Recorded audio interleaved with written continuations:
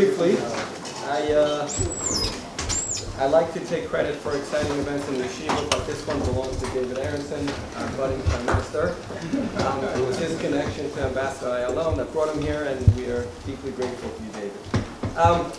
I looked, because I'm supposed to look on the internet, to try to find a way to introduce Ambassador Ayalon. And here's what I concluded by reading his resume. He has done everything each person in this room wants to do, okay, except for being a rabbi. International consulting firm, member of every significant delegation to Camp David and other of the peace processes, ambassador to the United States, co-founder or co-director of Nefesh B'Nefesh, something that speaks to all of us, a Chaver Knesset, of course, a star professor at YU. That pretty much covers what almost everybody in this room would like to be. It's our honor to have him here today, and just to give you a sense, sitting in front of you, by the numbers, 25% of the people sitting here will make Aliyah. The other three quarters will become leaders of their communities in the United States. And as our year comes to an end, we look to people, and in this case, okay, or other countries, or other continents. And as the year comes to an end, we look to people like you for guidance about the role of diaspora Jews in the state of Israel, the future of Zionism, people who are going to be on campus. I know that I feel pretty secure living in Israel, even though I live in the occupied territories, and yet we have people here who feel less secure on college campuses next year than I feel in Efrat. People want to hear from you where you think this is going, where the future is. And again, we're so lucky to have you here today. Kavod Gadol.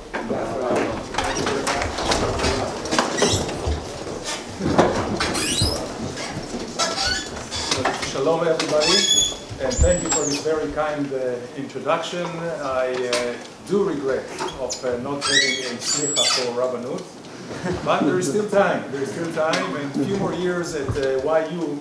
I may consider that, but this is something that if I really wanted to add something into my resume, that would be the studying our Torah, which I think you get there not only wisdom and inspiration, but you get courage and you really get a sense of purpose.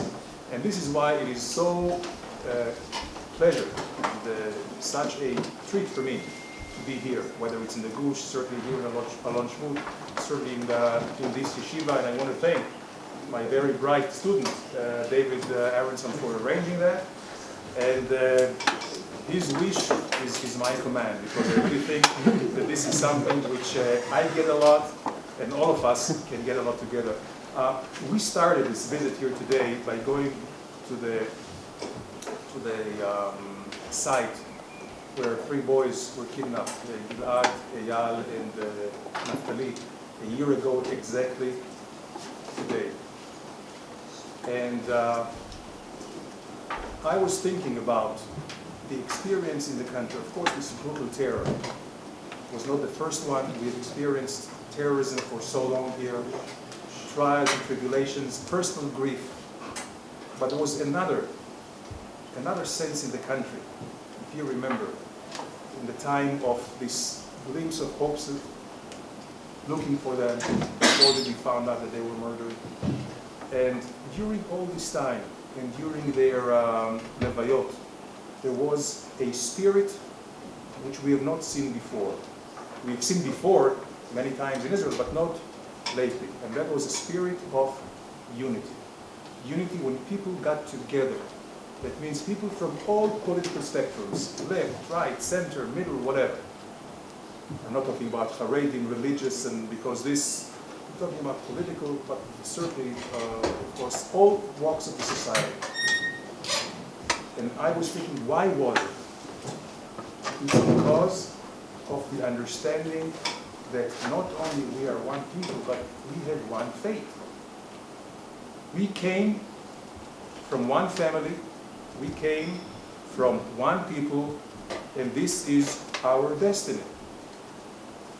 Not just our past, because we have a common destiny. And unfortunately, there have been many enemies to our people. When we were in the Galut, but also here in our home, that tried to decimate us. for various reasons, to try to take our places, to try to convert us, to try to change us, to try to do many things. And anytime when we felt that there was a real danger, we united. A unity, and this is something I also learned at Yeshivat University, unity does not necessarily mean uniformity. We say shiv'im panim laTorah, right? And tzaddik be'emunato yichyeh. So Jews, we've had 12 tribes. I hope the 10 tribes will be found still one day. But there's much more commonality than not. And even though we are not uniform, we can wear a kippah, we can have this type of kippah, the other type of kippah. I came here with a knitted kippah, you see. But we are all united because we realize what's at stake. And I look today at where we are against another threat, which we all face, which is the threat, we call it BDS, right? Boycotts, divestment, and sanctions, the delegitimization, the political warfare. And I say that this political warfare is not less dangerous to our people, to our future, than the terror. This is political terror, just in different means. And just very perfunctory look at history in a schematic way, because we don't have too much time to discuss it. If you want to discuss it in depth and detail, I invite you all to come to Yeshivat University and to the political science department. But if you look at the last 100 years of the conflict here between the Arabs and Jews, the first conflict was a war, was a military conflict, where the Arabs tried to kill us, literally, but they failed. We're not going to go into details, but fast forward, today, Baruch Hashem, we have the capability, but it's not just to have the capability, we have the will, determination to defend ourselves by ourselves. And today, there is no military threat that can take Israel. I mean, we shouldn't be complacent. We shouldn't be. We should be watching. Ashrei ha'mefached tamid, lo le'olam chosen, and we should keep working on that. But the military edge that we have against any military coalition in the area is quite evident, and they're not trying in a massive military way. Even with the terror, especially in the Second Intifada, we could not only survive, but thrive. When they couldn't take us on militarily, they changed the tactic. They tried economic. In the 50s, there was economic boycotts on Israel. The countries around us tried to kind of strangulate us economically. There was a primary boycott where they wouldn't allow any commerce with Israel, or trade, or any economic ventures. But it wasn't just a primary one.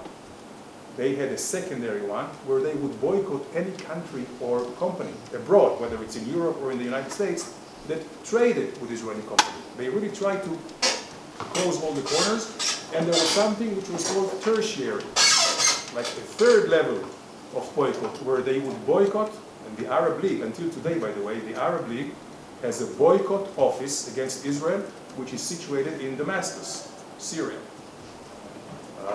Not much is left in Syria, but the Arab boycott office is still there. And the tertiary one was that they would boycott any company or any country that trades with Israel.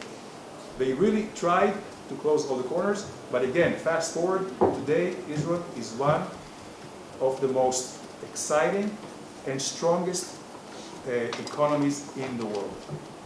And we don't have to discuss it about our high tech, about all the innovations and creative energy that we have here. And this is before we found the reserves of natural gas in the offshore, in the Mediterranean, and probably underneath there is a good probability of oil as well, which shows that the rabbis are always right. We have always complained until we found that he was always complaining, why is Israel dry of any drop of oil? All the countries around us in the Middle East are rich of oil, but Israel doesn't have any oil. We are just a little speck on the map, and we don't have the oil. And what did the rabbis tell us? What did you expect? Read the Torah. What were you promised by God? Land of milk and honey, right? Not oil. When we do find the oil, it's not in the land. So we're still the land of milk and honey, and the pollution will be out there in the waters. And but that again shows you that we had really a great prospect for our economy. So they couldn't take us on militarily, they couldn't take us on economically, and then they found our Achilles heel. They found our vulnerability, and this is in the political arena. And today, they give everything they have. By they, I mean the Palestinian Authority. And there is no difference between Palestinian Authority and Hamas and Islamic Jihad. And they have in the periphery, of course, Hezbollah and the Arab countries. And then they have the Muslim countries. Altogether, we're talking about 57 Muslim countries which are dedicated to isolate Israel, to delegitimize it, to make it a pariah among the nations, so they can kind of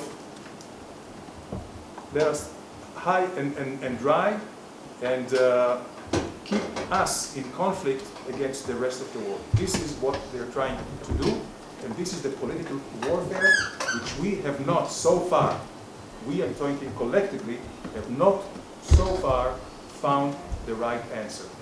And why didn't we find the right answer? Because we have not realized, only now we're beginning to realize that this could be of an existential nature.